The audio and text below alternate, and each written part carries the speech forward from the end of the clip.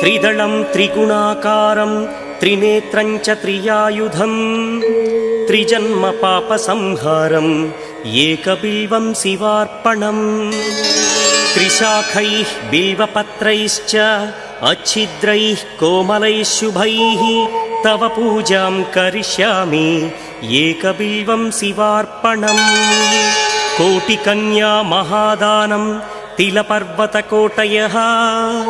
काञ्चनं शैलदानेन एकबिल्वं शिवार्पणम्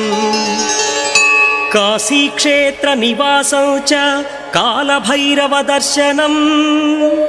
प्रयागे माधवं दृष्ट्वा एकबिल्वं शिवार्पणम् इन्दुवारे व्रतं स्थित्वा निराहारो महेश्वरा नक्तं हौष्यामि देवेश एकबिल्वं शिवार्पणम् रामलिङ्गप्रतिष्ठा च वैवाहिककृतं तथा तटाकादि च सन्तानम्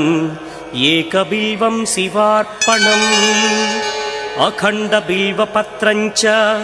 आयुतं शिवपूजनं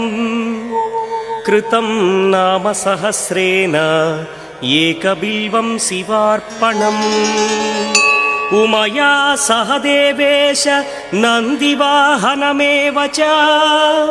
भस्मलेपन सर्वाङ्गम् एकबिल्वं शिवार्पणम् सालग्रामेषु विप्राणां तटाकं दशकूपयो यज्ञकोटिसहस्रस्य एकबिल्वं शिवार्पणम्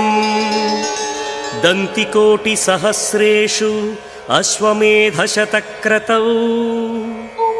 कोटिकन्या महादानम् एकबिल्वं शिवार्पणम् बिल्वानां दर्शनं पुण्यं स्पर्शनं पापनाशनम्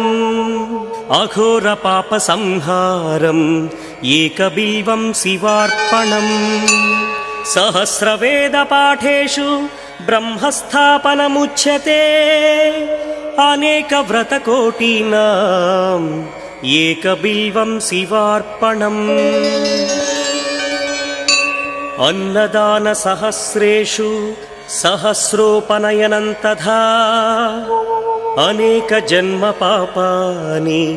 एकबिल्वं शिवार्पणम् बिल्वाष्टकमिदं पुण्यं यः पठेच्छिवसन्निधौ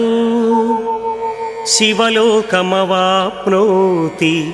एकबिल्वं शिवार्पणम्।